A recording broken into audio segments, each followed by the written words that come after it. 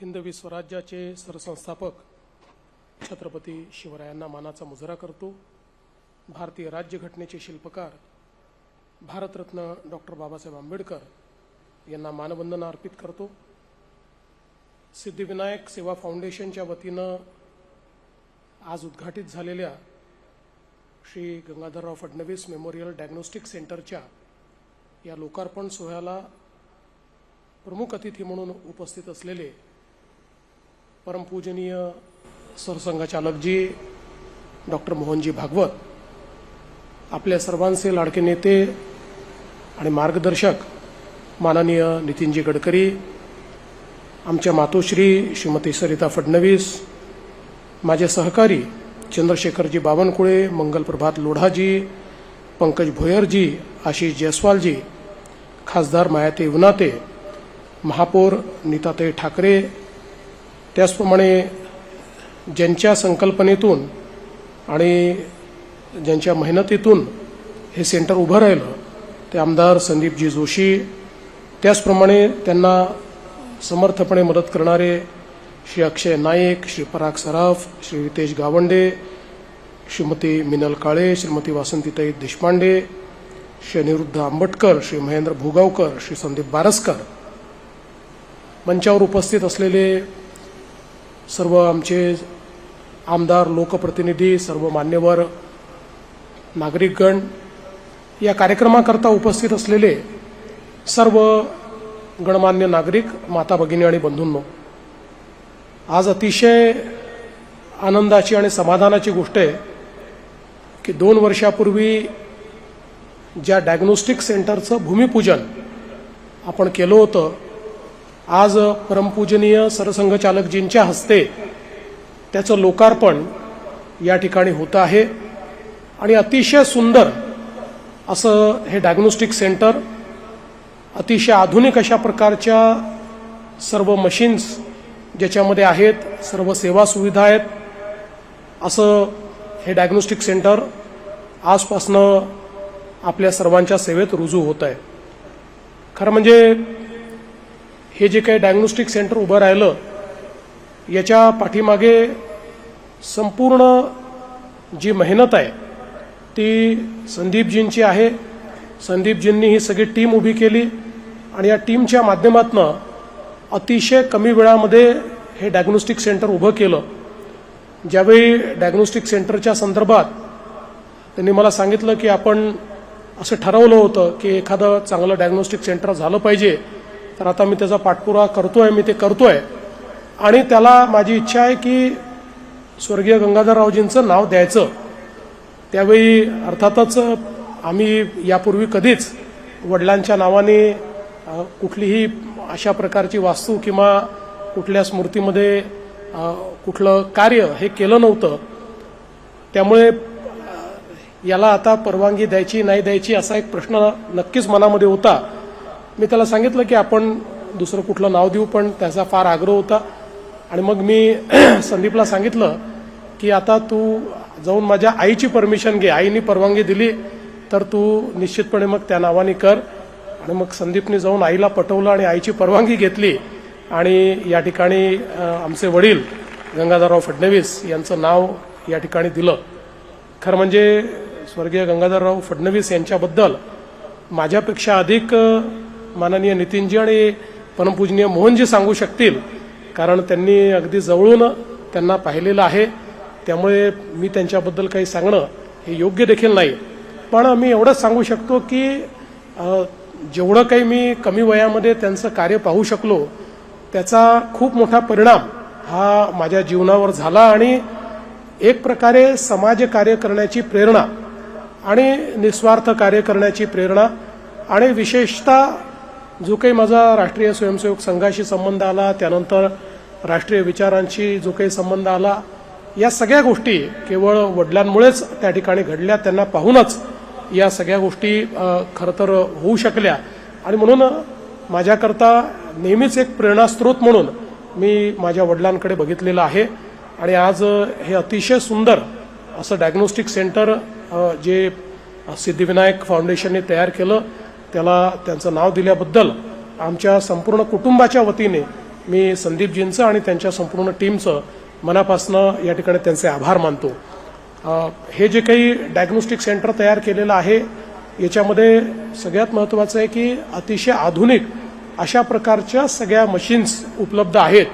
आणि जसं संदीपने सांगितलं की पहिल्याच दिवशी संकल्पना मांडली त्याच वेळेस हे सगळ्यांच्या मनामध्ये पक्कं होतं की आपल्याला सेवा म्हणून हे करायचं आहे. त्याच्यामुळे जो काही खर्च येतो तेवढ्या खर्चापुरतं लोकांकडनं शुल्क घेतलं गेलं पाहिजे आणि ज्या ज्या गोष्टी सरकारच्या वेगवेगळ्या योजनांमध्ये कव्हर्ड आहेत त्या गोष्टींकरता तर कोणाला शुल्कच लागू नये, त्या मोफत झाल्या पाहिजेत अशा दृष्टीनं याची रचना करायची. आणि त्या दृष्टीने संदीपने आपल्याला सांगितलं की अतिशय कमी शुल्कामध्ये या ठिकाणी या सगळ्या गोष्टी केल्या जात आहेत आणि डायलिसिस तर त्या ठिकाणी जवळपास निशुल्क आपण करतोय. मी आमचे मित्र आणि आमदार योगेशजी सागर यांचा देखील उल्लेख करेल की ज्यांनी या डायलिसिस सेंटर करता अतिशय मदत केली आणि त्यांच्या माध्यमातून जे आमचे मुंबईचे मित्र आहेत त्या सगळ्यांनी त्याच्याकरता मदत केली. त्यांचे देखील मी अतिशय मनापासून आभार मानतो, अभिनंदन करतो. खरं तर आपल्याला कल्पना आहे की नागपूर शहरात विदर्भात माननीय नितीनजींच्या नेतृत्वात खूप मोठ्या प्रमाणात आपण सेवा प्रकल्प चालवतो. अनेक वेगवेगळ्या पद्धतीनं गरिबातल्या गरिबाला त्या ठिकाणी जी काही आरोग्य सेवा आहे ती आरोग्य सेवा आपल्याला कशी या ठिकाणी उपलब्ध करून देता येईल असा प्रयत्न सातत्याने आपण करत असतो. आणि खऱ्या अर्थानं ही जी काही सेवेची प्रेरणा आहे त्या प्रेरणाचे एक प्रकारे प्रेरणास्त्रोत असलेले परमपूजनीय सरसंघचालकजी या ठिकाणी आहेत. कारण आपल्याला त्या विचारानेच सेवेचं कार्य शिकवलेलं आहे आणि म्हणूनच आज सातत्याने वेगवेगळ्या पद्धतीची सेवा केंद्र तयार करायची आणि ती समाजाला अर्पित करायची अशा प्रकारचा प्रयत्न आपला आहे. आज राज्य सरकारच्या माध्यमातूनही आमचा प्रयत्न आहे की सर्वांना अतिशय किफायतशीर आणि ज्याला आपण असं म्हणू शकतो की शक्यतोवर मोफत अशा प्रकारचा उपचार हा मिळवून द्यायचा. देशाचे प्रधानमंत्री माननीय नरेंद्र मोदीजी यांची जी जनारोग्य योजना आहे त्याच्यासोबत महाराष्ट्र सरकारनेही महात्मा फुले जनारोग्य योजना सुरू केली आणि या दोन योजनांच्या माध्यमातून आता जवळपास महाराष्ट्रातल्या 100% लोकांना आपण या योजनांमध्ये कव्हर केलेलं आहे. महाराष्ट्रामध्ये जवळपास आता 4,500 हॉस्पिटल्सचं नेटवर्क आपण उभं केलेलं आहे की ज्या ठिकाणी सर्व लोकांना मोफत उपचार हे आता आपण उपलब्ध करून दिलेले आहेत. जवळपास पूर्वी 1200 आजारांकरता आपण मदत करायचो, आता त्याची संख्या ही 2400 केलेली आहे. 2400 आजाराकरता आपण मोफत उपचार त्या ठिकाणी उपलब्ध करून देतो. आणि त्याचसोबत जे ऑर्गन ट्रान्सप्लांट सारखे जवळपास 12 अशा प्रकारचे उपचार पद्धती आहेत की ज्याला अधिक खर्च येतो त्यांना 22 लाख रुपयापर्यंत आपण राज्य सरकारच्या वतीनं या ठिकाणी मदत करतो. आणि सामान्य माणसाला कुठल्याही प्रकारे आरोग्याचा जो काही खर्च आहे तो परवडला पाहिजे या दृष्टीनं आपण प्रयत्न करतो. एकीकडे ही सगळी योजना आपण करत असताना अफोर्डेबिलिटी आपण आणली, ॲक्सेसिबिलिटी आपण आणली, तरीही मोठ्या प्रमाणात अशा प्रकारच्या केंद्रांची आवश्यकता आहे. कारण या ज्या काही सुविधा आहेत या सुविधा सगळ्यांकरता उपलब्ध झाल्या पाहिजेत या दृष्टीनं मला असं वाटतं की ही केंद्र अत्यंत महत्त्वाची आहे. आणि म्हणूनच सिद्धिविनायक प्रतिष्ठानच्या वतीनं हे जे केंद्र या ठिकाणी उपलब्ध झालेलं आहे त्यामुळे नागपुरातल्या जे काही आपले विशेषतः या सगळ्या भागातले दक्षिण असेल, पश्चिम असेल, दक्षिण पश्चिम असेल या भागातली जी मंडळी आहेत त्या मंडळीकरता हे एक अतिशय चांगलं केंद्र म्हणून आपल्याला या ठिकाणी चालवता येईल. आणि त्या दृष्टीने भविष्यात याचं अजून विस्तार आपल्याला कसा करता येईल हा देखील प्रयत्न संदीपजी निश्चितपणे करतील हा मला विश्वास आहे. आम्ही सगळेच, नितीनजी असतील, मी असेल, आम्ही सगळे हे या कार्यामध्ये त्यांच्यासोबत आहोत. अतिशय उत्तम काम केल्याबद्दल सिद्धिविनायक सेवा फाउंडेशनच्या संपूर्ण टीमचं मी अतिशय मनापासून अभिनंदन करतो. पुढच्या सगळ्या त्यांच्या कामाला शुभेच्छा देतो. आणि हे जे काही केंद्र आहे या केंद्राच्या माध्यमातून सामान्यातल्या सामान्य माणसाला आरोग्य मिळावं अशी ईश्वरचरणी प्रार्थना करून माझे 2 शब्द संपवतो. धन्यवाद. जय हिंद, जय महाराष्ट्र.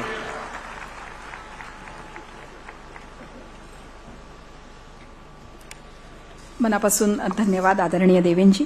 यानंतर गोरगरिबांना सहृदयतेने खुल्या मनाने मदत करणारे आणि रंजल्या गांजल्यांची सेवा काय असते हे आपल्या ज्यांच्या आदर्शातून आपण बघतो ते आदरणीय नितीनजी गडकरी यांना मी इथे आमंत्रित करते, विनंती करते त्यांनी आपल्या सगळ्यांशी संवाद साधावा.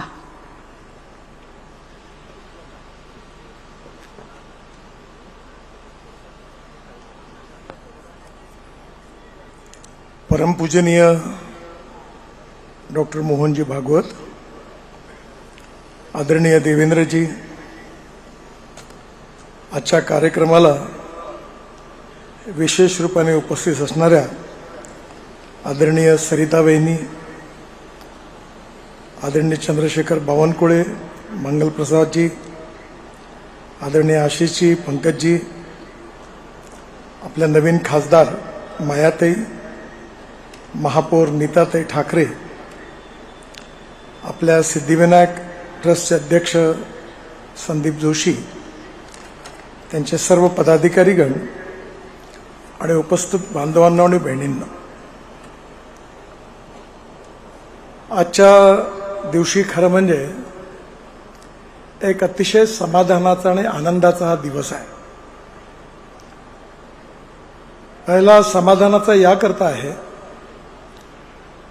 की विशेषतः भारतीय जनता पार्टीला जे आज विशाल स्वरूप प्राप्त झालं, ते प्राप्त होण्यामध्ये ज्या अनेक कार्यकर्त्यांनी आपलं जीवन समर्पित केलं, त्यापैकी स्वर्गीय गंगाधरराव एक होते.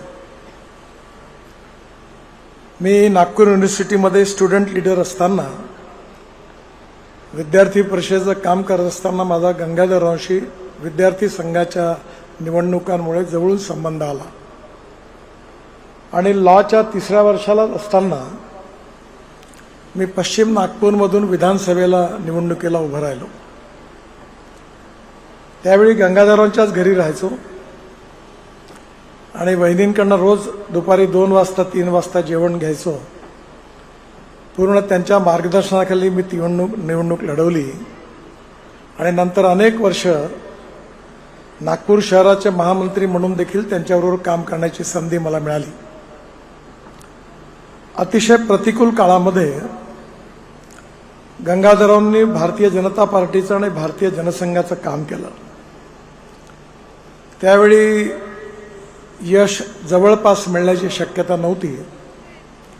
अशा काळामध्ये अतिशय हिमतीने प्रतिकूल परिस्थितीमध्ये त्यांनी नागपूर शहरामध्ये पक्षाच्या कार्याच्या विस्तारामध्ये मोठे योगदान दिलं. मला आठवतं ज्यावेळी ते उपमहापौर म्हणून निवडून आले, त्यावेळी टिळक पुतळा कार्यालयामध्ये मी वहिनींना फोन केला आणि वहिनी ज्यावेळी बरोबर आल्या त्यावेळी हाफ पॅन्टमध्ये त्यांच्याबरोबर देवेंद्र आणि आशिष दोघं त्यावेळी आले होते. त्यावेळी गंगाधरराव पहिल्यांदा उपमहापौर झाले. खरं म्हणजे आज अनेक महापौर होतात, उपमहापौर होतात, पण आम्हाला कधीच काही पाहण्याची संधी त्या काळात मिळत नव्हती. त्यामुळे महानगरपालिका कार्यालयापासून टिळक पुतळा कार्यालयापर्यंत मिरवणूक आली आणि नंतर कार्यालयामध्ये वहिनी आणि आशिष आणि देवेंद्रजी त्या ठिकाणी आले. या सर्व काळामध्ये त्यांचं योगदान खूप मोलाचं होतं आणि त्यांच्या नावाने आज अतिशय योग्य उपक्रमाची सुरुवात होते आहे. खरं म्हणजे देवेंद्रजींनी सांगितल्याप्रमाणे आम्ही सगळेजण विचाराधिष्ठित राजकीय कार्यकर्ते आहोत आणि विशेषतः आजच्या काळामध्ये राजकारणाची व्याख्या जी आहे ती पुन्हा एकदा राजकीय कार्यकर्त्यांना आठवण करून देण्याची आवश्यकता आहे. राजकारण म्हणजे समाजकारण, राष्ट्रकारण आणि विकासकारण. शिक्षण क्षेत्रामध्ये, सेवा क्षेत्रामध्ये, उद्योग रोजगाराच्या क्षेत्रामध्ये आणि स्वास्थ्याच्या क्षेत्रामध्ये समाजातल्या शोषित पीडित व्यक्तींची सेवा करणं, त्यांच्या जीवनात खऱ्या अर्थाने आनंद फुलवणं ही राजकारणाची खरी व्याख्या आहे. सत्ताकारण हा राजकारणाचा भाग आहे, पण पॉवर पॉलिटिक्स हे काही राजकारणाचं ट्रू मिनिंग नाही आहे.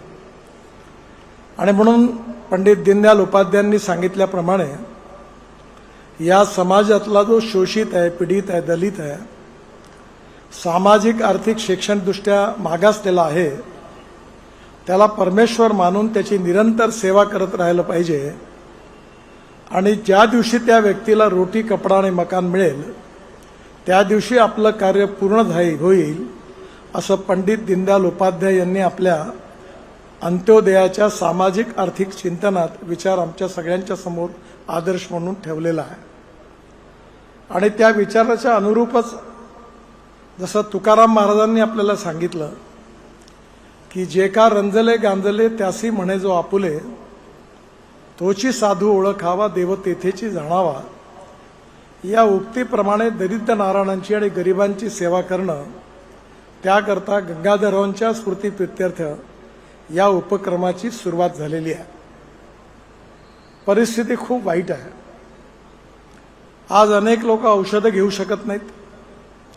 मलाही याचं आश्चर्य वाटतं की ज्यावेळी एम्स हॉस्पिटल निघालं त्यावेळी 1000 बेडचं हॉस्पिटल निघाल्यावर असं वाटलं की नागपूरमध्ये आता मेव आहे, मेडिकल आहे, एम्स झालं, तेव्हा आता बाकी प्रायव्हेट 3-4 कॉलेजेस आहेत, तेव्हा आता नागपुरात एम्सला काही एवढे पेशंट येणार नाही.